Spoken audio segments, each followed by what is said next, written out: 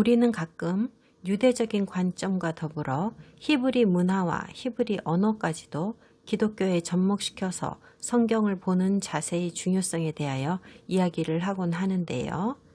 성경의 기본부터 이해하여야만이 성경을 제대로 이해할 수 있기 때문입니다. 여기 창세기 19장의 다음 몇 구절들을 보시면 그런 자세가 왜 그렇게 중요한지를 아시게 됩니다. 제가 여러분에게 읽어드리고 있는 Complete Jewish Bible의 저자를 잠깐 소개할게요. 그는 메시아닉 유대인입니다. 그리스도를 구세주로 믿는 유대인을 메시아닉 유대인이라고 합니다. 그는 유대 사상을 성경에 돌려놓음과 동시에 그가 오랫동안 함께 해온 유대 전통까지도 함께 번역 작업에 들여왔습니다. 그는 이 번역본에서 지극히 이방인스러운 성향도 보이는 동시에 전통적인 유대인의 성향도 나타내 보였습니다.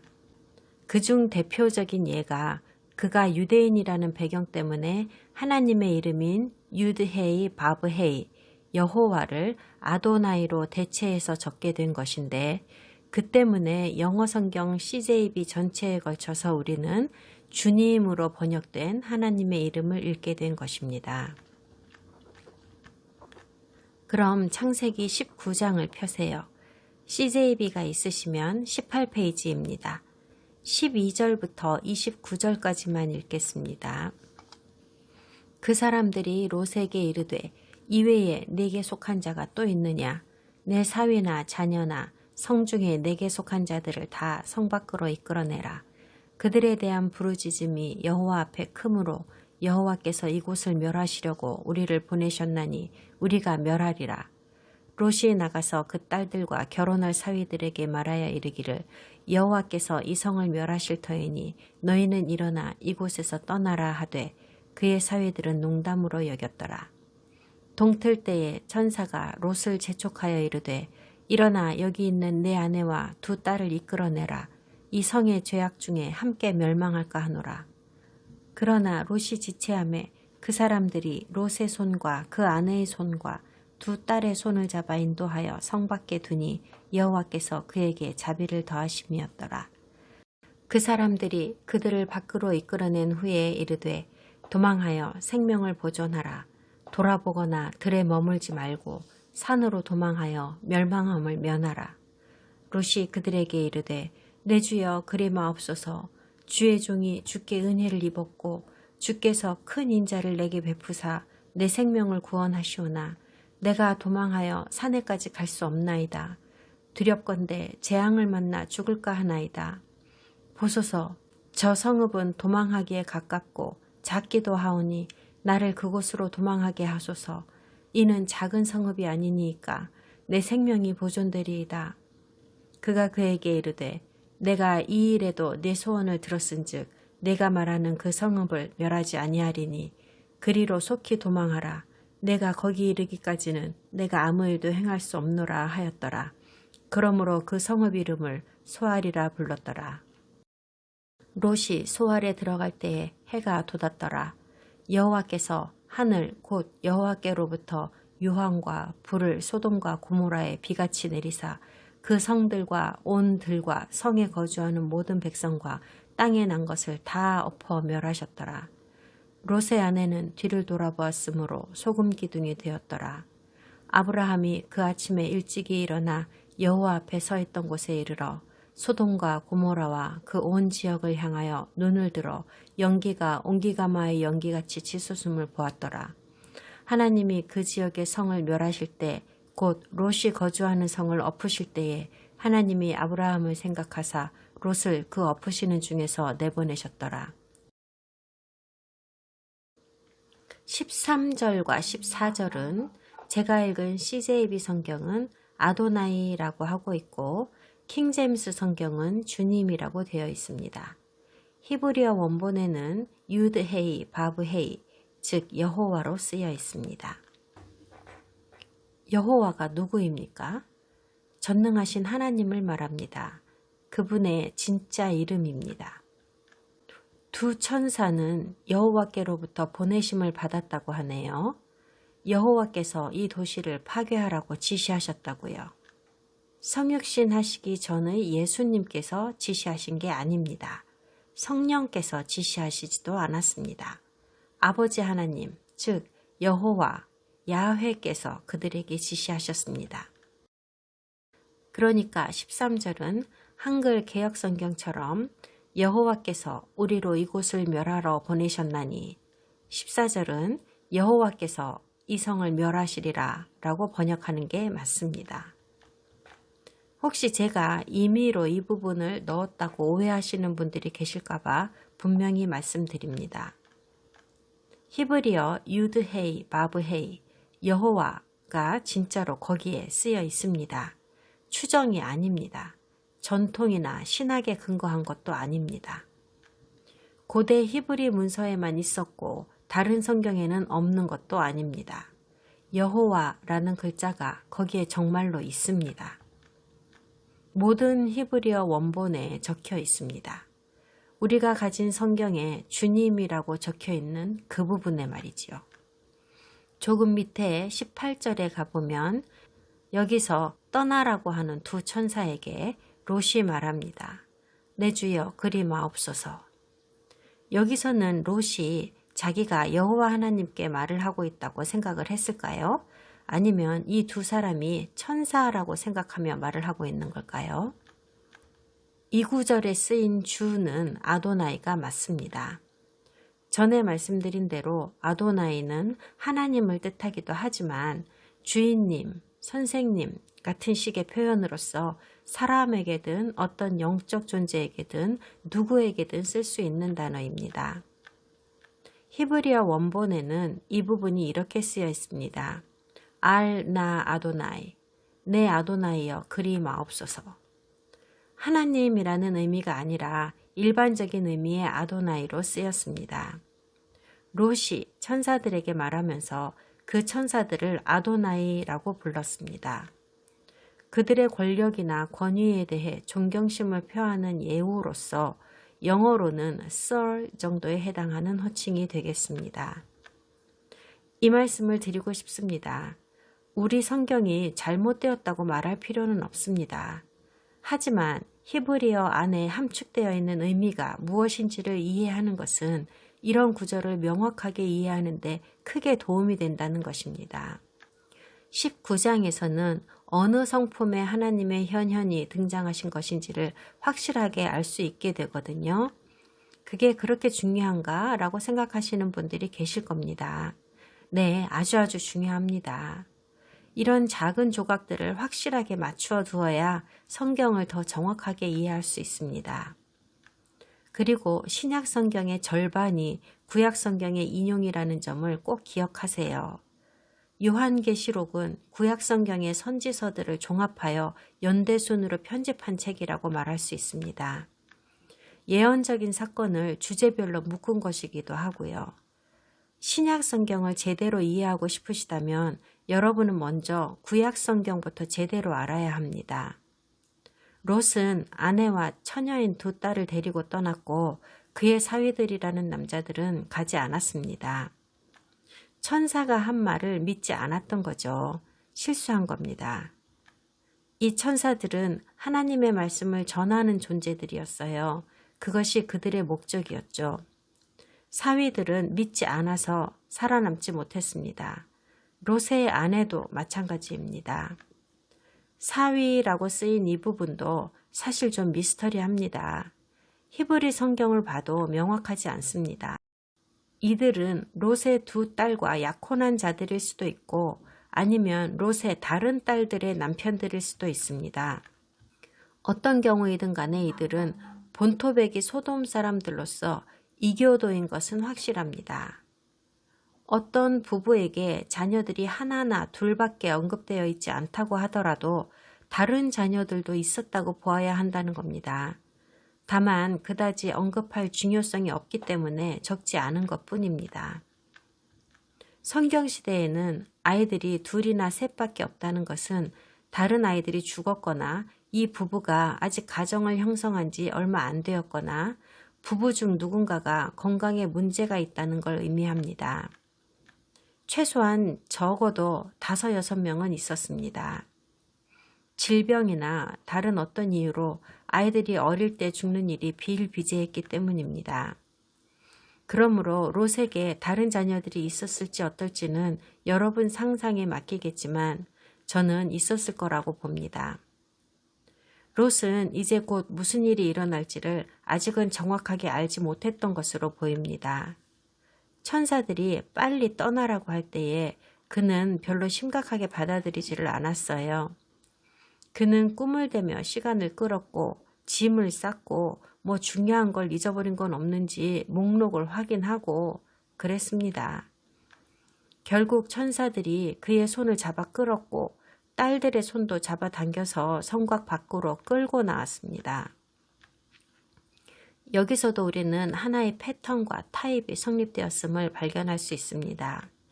불과 몇 시간 전에 천사들이 도착했을 때 롯은 그들을 대접하려고 맞자를 만들었어요.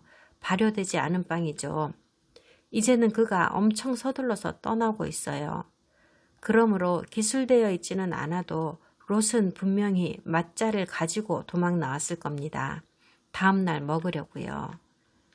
그리고 이 장면은 수세기 후에 이스라엘이 이집트를 나올 때 무교병을 가지고 나오는 것과 동일한 패턴임을 알 수 있습니다. 천사들은 롯에게 근처의 산으로 안전하게 도망하라고 말했습니다. 롯이 어렵게 말을 했죠. 산 말고 도시로 가겠다고요. 롯은 안위를 선택했어요. 아브라함과 롯이 가축들을 위해 헤어질 때에 아브라함이 롯에게 어디로 갈 건지를 선택하라고 말하자 그가 어디를 선택했나요?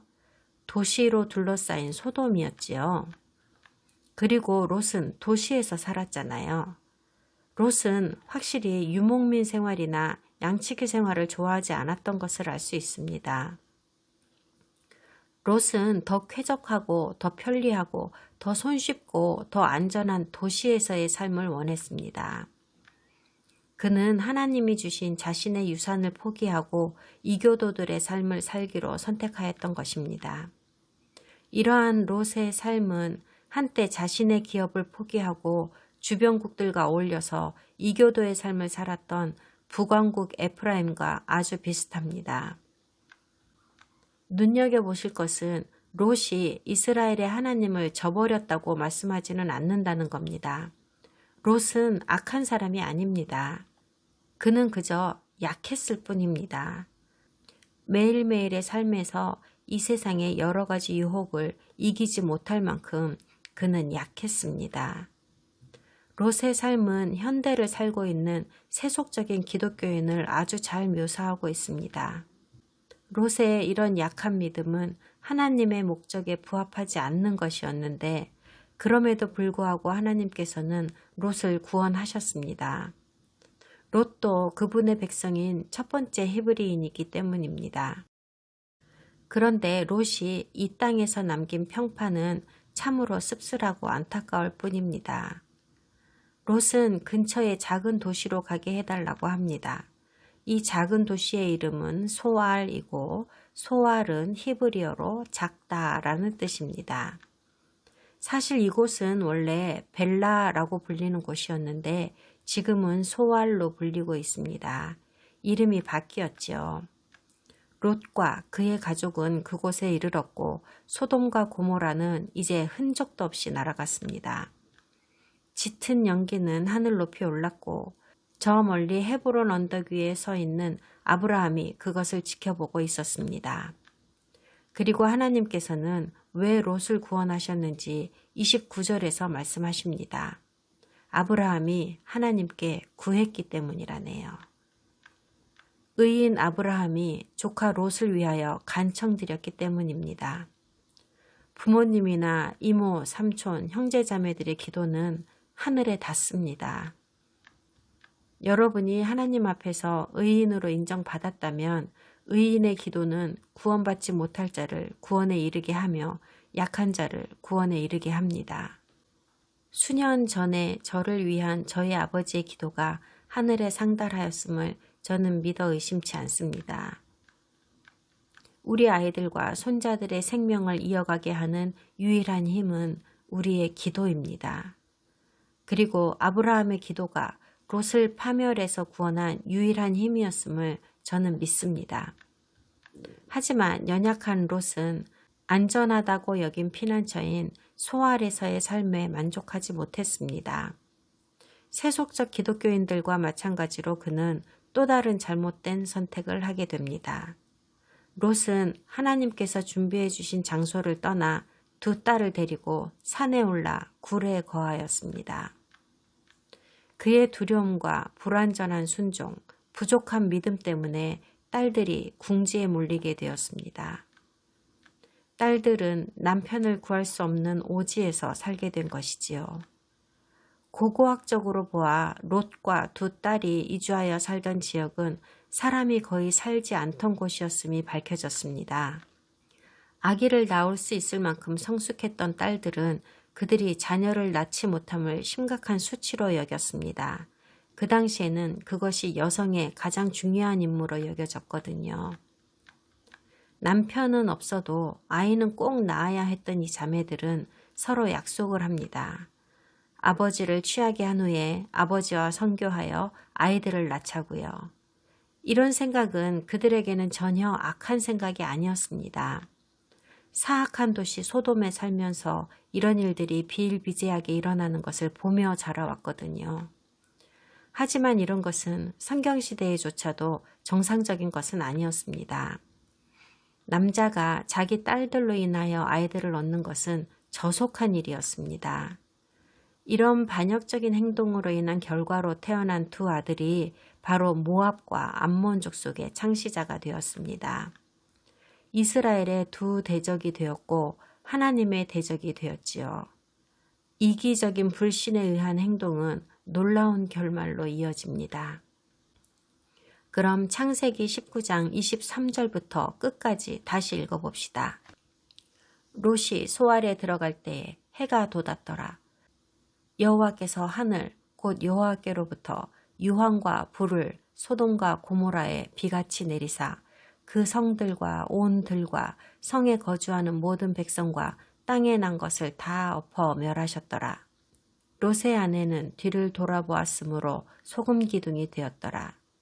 아브라함이 그 아침에 일찍이 일어나 여호와 앞에 서 있던 곳에 이르러 소돔과 고모라와 그 온 지역을 향하여 눈을 들어 연기가 온기가마의 연기같이 치솟음을 보았더라. 하나님이 그 지역의 성을 멸하실 때 곧 롯이 거주하는 성을 엎으실 때에 하나님이 아브라함을 생각하사 롯을 그 엎으시는 중에서 내보내셨더라. 롯이 소알에 거주하기를 두려워하여 두 딸과 함께 소알에서 나와 산에 올라가 거주하되 그 두 딸과 함께 굴에 거주하였더니 큰딸이 작은딸에게 이르되 우리 아버지는 늙으셨고 온 세상의 도리를 따라 우리의 배필될 사람이 이 땅에는 없으니 우리가 우리 아버지에게 술을 마시게 하고 동침하여 우리 아버지로 말미암아 후손을 이어가자 하고 그 밤에 그들이 아버지에게 술을 마시게 하고 큰딸이 들어가서 그 아버지와 동침하니라. 그러나 그 아버지는 그 딸이 눕고 일어나는 것을 깨닫지 못하였더라. 이튿날 큰딸이 작은딸에게 이르되 어젯밤에는 내가 우리 아버지와 동침하였으니 오늘 밤에도 우리가 아버지에게 술을 마시게 하고 네가 들어가 동침하고 우리가 아버지로 말미암아 후손을 이어가자 하고 그 밤에도 그들이 아버지에게 술을 마시게 하고 작은딸이 일어나 아버지와 동침하니라. 그러나 아버지는 그 딸이 눕고 일어나는 것을 깨닫지 못하였더라. 롯의 두 딸이 아버지로 말미암아 임신하고 큰딸은 아들을 낳아 이름을 모압이라 하였으니 오늘날 모압의 조상이요. 작은딸도 아들을 낳아 이름을 베남미라 하였으니 오늘날 암몬 자손의 조상이었더라. 우리는 지금 범우주적인 전설이 된 소돔과 고모라의 파멸에 대해 이야기하고 있습니다. 진짜 이상한 건 이렇게 크고 두려운 사건이 있었고 우리가 이런 운명을 겪지 않으려면 어떻게 해야 할지를 심각하게 고려하게 만드는 이야기임에도 불구하고 고작 4-5구절로 이야기가 끝이 난다는 겁니다. 즉 자세한 내용들이 크게 억제되었다고 할 수 있어요. 우리가 아는 것이라고는 유황불이 비처럼 하늘에서 내려와서 모든 것을 파괴하였다는 것 뿐입니다. 24절에서 선택한 단어가 참 흥미로운데요. 불타는 유황불은요, 고대 도시에서는 성 밖에 쓰레기 더미를 태우기 위해 쓰이던 것입니다. 유황은 일단 불이 붙으면 아주 높은 열을 내면서 독특한 냄새를 풍깁니다. 지독하게 더러운 냄새가 납니다. 그리고 불은 성경에서 악을 퇴치하는 것의 상징이기도 하며 귀한 금속을 정제하는 데 쓰이기도 합니다. 이런 방법을 사용하심으로써 인간의 반역을 쓰레기 더미로 보셨다는 것을 알 수 있으며 파괴의 심판을 내리신 것입니다. 천벌에 대한 두려움에 초점을 맞추기보다는 소돔과 고모라가 비도덕으로 인해 파멸하였다는 사실을 깨달아야만 합니다. 파괴의 수단은 그저 수반된 것일 뿐입니다. 롯의 아내가 도망하다가 뒤를 돌아보아서 소금 기둥이 되었다는 26절의 말씀에서 우리는 무엇을 배우나요? 히브리어 속담으로는 뒤를 돌아보지 말아라는 말은 꾸물거리거나 망설이지 말라는 의미입니다. 사실 여기서 일어난 일은 롯의 아내가 천사의 경고를 듣지 않고 뒤처진 것을 말하는 것 같아요. 천사들은 롯과 두 딸이 아직 집안에 있는 것을 보고 롯의 아내와 함께 그들 모두를 성 바깥으로 끌어냈지만 그녀는 성벽 밖에 그대로 멈춰 서 있었던 것으로 보입니다. 왜냐하면 롯과 그의 가족이 성벽 밖으로 나오자마자 바로 재앙이 시작되었다고 하거든요. 롯의 아내는 그 성에 있던 다른 거주민들과 똑같은 운명을 맞았습니다. 롯의 아내가 소금 기둥이 되었다고 하는 부분은 유대인들이 바빌론으로 끌려간 이후에 삽입된 부분이라고 오래전부터 전해져 내려오고 있습니다. 가장 오래된 전통에는 이 부분이 없었던 것으로 보입니다. 이것을 더 다루지는 않겠습니다. 정답을 알 수 없는 수수께끼 같은 이야기이기 때문입니다. 27절에서 다시 성경의 영웅인 아브라함 이야기로 돌아오네요. 그가 일어나서 높은 곳에 올라 저 멀리 떨어진 소돔 지역을 보니 옹기가마 같은 연기가 올라왔다고 합니다. 저는 궁금합니다. 하나님께서 롯을 이 처절한 재앙에서 구해주셨을 거라고 아브라함은 믿었을까요? 안 쓰여 있습니다. 하나님께서 아브라함과 협상을 하실 때 그 사악한 도시에 10명의 의인만 남아 있어도 소돔을 파괴하시지 않겠다고 하셨지만 롯의 이름이 언급되지는 않았었습니다. 우리는 아브라함이 롯을 위해 협상을 했을 거라고 생각해 왔지만 과연 아브라함은 롯이 살아남았다고 믿었을까요? 전 사실 의심스럽습니다. 만약 롯이 의인으로 남아 있었다면 물론 아브라함도 그가 의인으로 남아 있을 거라고 확신할 수는 없었을 테지만 그렇다면 하나님께서 롯과 그의 가족을 구원하시리라는 희망을 가졌을 겁니다. 그리고 실제로 하나님께서는 그가 의롭다고 칭하신 겁니다. 롯은 정말로 하나님의 기준에서도 의로운 자였을까요? 그건 별개의 문제입니다. 그래서 의심스럽다는 겁니다. 그런데 아브라함의 삶을 들여다보면 그도 그저 한 인간일 뿐이었다는 것을 이곳저곳에서 보여주고 있습니다. 그러니 롯이 소돔의 재앙에서 살아남았는지 죽었는지 확신을 못하고 살아갔음에 틀림없습니다. 우리들 중에서 그 누가 자녀들이나 손자들이 안전하게 잘 있는지 궁금해하지 않는 사람이 있습니까? 그들이 구원받을지 어떨지도 궁금하잖아요. 하나님의 길을 떠나서 살고 있는 사람들이 과연 이제 곧 다가올 영원한 재앙에서 구원받을 수 있을까요? 그러길 바라지만 확신할 수 없습니다. 우리가 할 수 있는 건 기도뿐입니다. 아브라함이 의로운 사람들을 위하여 하나님과 협상을 했던 것처럼요. 그리고 나머지는 오로지 하나님의 손에 달렸습니다. 창세기 19장의 나머지 부분은 역사적으로도 매우 중요합니다. 이스라엘의 대적이 되는 두 민족 모압과 암몬에 대해 기술하고 있습니다. 간략하게 말하면 모압과 암몬은 죄악 중에 태어났습니다. 죄성이 그들의 운명이라는 말이지요. 말씀에 의하면 이제 롯은 늙었고 이 세 사람은 현재의 사해 동쪽에 위치한 산 위의 동굴에 살고 있습니다. 분명히 어느 정도 시간이 흘렀을 것이고 롯의 두 딸들은 그들이 여자로서 이 땅에서의 의무를 다하지 못할까 하는 점에 집착했던 것 같습니다. 다음 세대를 낳는 일 말이죠. 31절의 말씀인 우리 아버지는 늙으셨고 이 땅에는 세상의 도리를 쫓아 우리의 배필될 사람이 없으니 라는 구절을 너무 확대 해석할 필요는 없을 것 같습니다. 이 가족은 하나님의 심판으로 인해서 그들만이 노아의 후손으로서 이 땅에 남은 마지막 세대라고 확신한 것 같습니다. 이 두 딸은 소돔과 고모라의 재앙이 한 지역에 국한된 것임을 인지하지 못한 것 같아요. 롯도 그런 것 같고요. 롯은 점점 두려워졌고 세상에 대한 흥미도 거의 잃어갔습니다. 오히려 자기가 맞이하게 될 죽음이 임박했다고 생각하면서 겨우겨우 연명해 가고 있었습니다. 롯의 남은 세 가족은 그들이 세상의 종말을 목격했다고 생각했습니다. 믿음이 이런 두려움을 동반할 수 있습니까? 그럴 수 없습니다.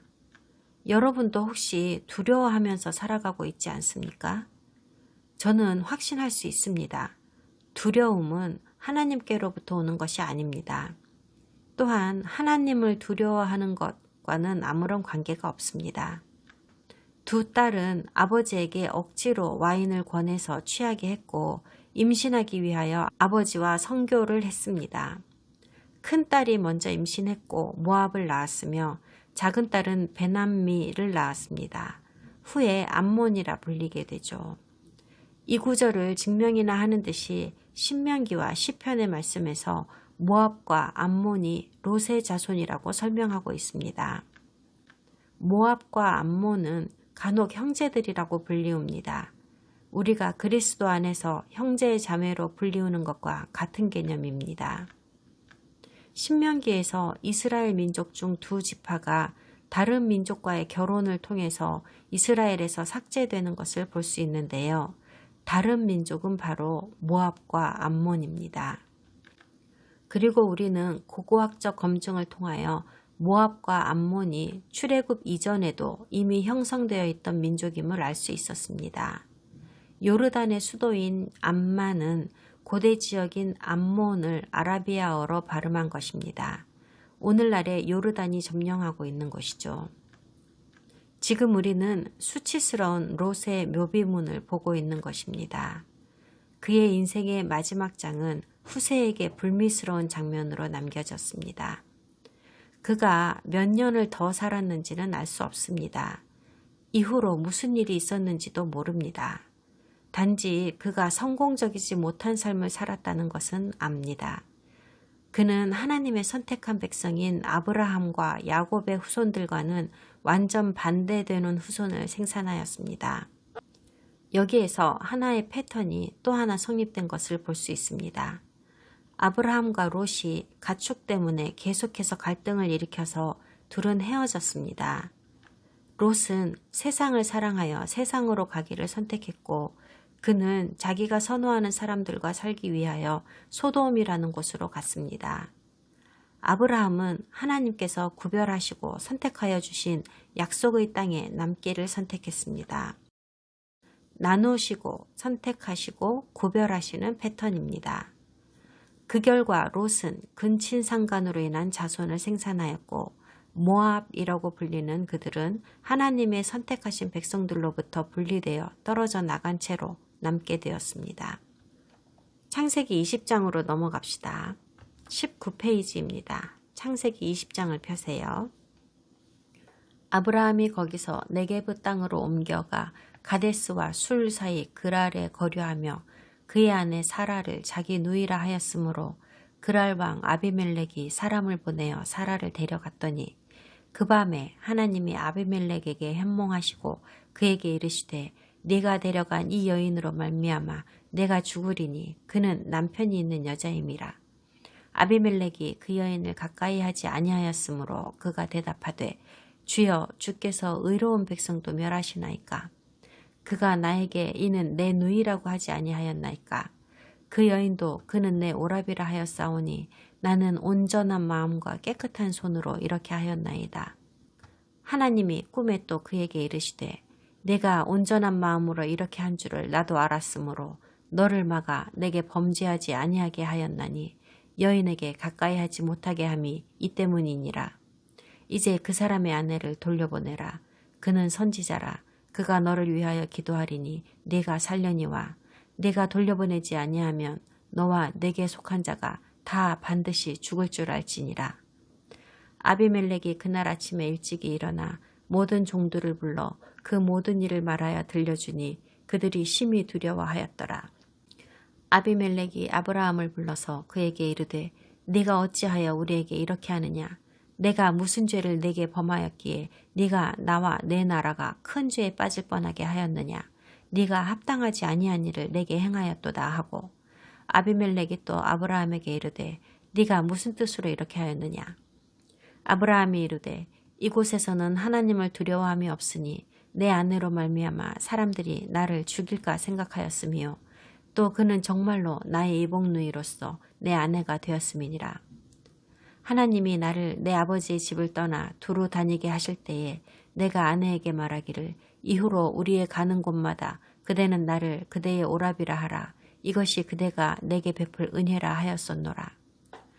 아비멜렉이 양과 소와 종들을 이끌어 아브라함에게 주고 그의 아내 사라도 그에게 돌려보내고 아브라함에게 이르되 내 땅이 네 앞에 있으니 네가 보기에 좋은 데로 거주하라 하고 사라에게 이르되 내가 은 1000개를 네 오라베에게 주어서 그것으로 너와 함께한 여러 사람 앞에서 네 수치를 가리게 하였노니 네 일이 다 해결되었느니라.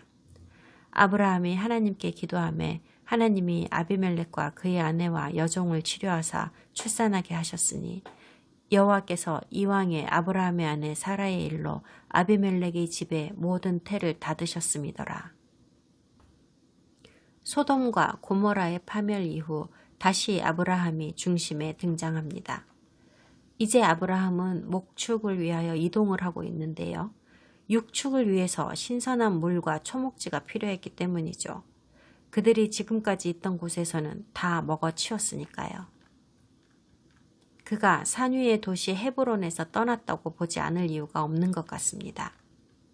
남쪽으로 가다가 아브라함은 그랄에서 멈췄는데 이곳은 현재 팔레스타인이라고 부르고 있는 필리스티아에서 그리 멀지 않은 곳이었습니다. 사실 그랄의 왕 아비멜렉은 고대 필리스틴의 창시자였을 가능성이 매우 농후합니다. 지리학적 지식을 가지고 보면 이 사건을 이해하는데 크게 도움이 됩니다. 여기서 말하는 가데스는 성경에 자주 나오는 가데스 바니아와 같은 지역에 해당합니다. 이곳은 종교 행사가 이루어지던 곳으로 시내 반도에서 조금 떨어진 곳이며 물이 좋아서 베두인들이 무역을 하기 위하여 지나갈 때 그들이 신에게 예배를 드리기도 하고 필요한 물품을 구입하기도 하려고 머물던 곳이었습니다. 1절에 있는 술은 이집트를 말하는 것으로서 히브리어 술은 아람익 언어로 술아라고 하고 그 뜻은 벽입니다. 아브라함보다 수세기 전에 이집트인들은 현대의 수에즈 운하 지역에 해당하는 장소에 높은 방어벽을 만들었습니다. 그 목적은 당시에 끊임없이 이집트를 괴롭히던 북쪽의 동양인 무리들한테서 스스로를 보호하기 위함이었습니다. 몇 장 더 공부하면 알게 되지만 결국에 이 동양인들은 이집트를 정복하여 한 세기 이상 이들을 다스리기도 했습니다. 이 성벽이 아브라함보다 400년 전에도 있었다는 증거가 한 문서에서 발견되었습니다.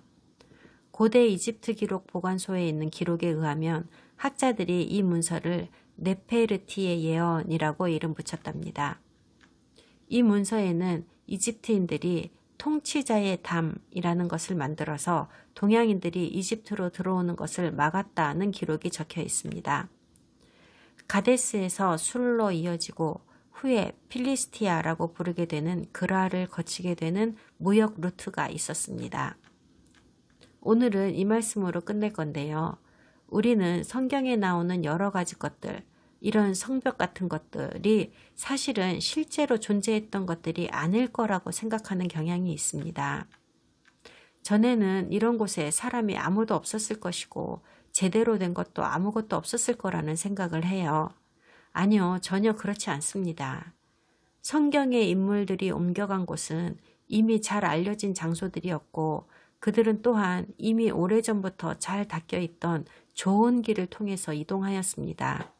여기 창세기에서도 마찬가지입니다. 다음 주에 계속해서 보시겠습니다.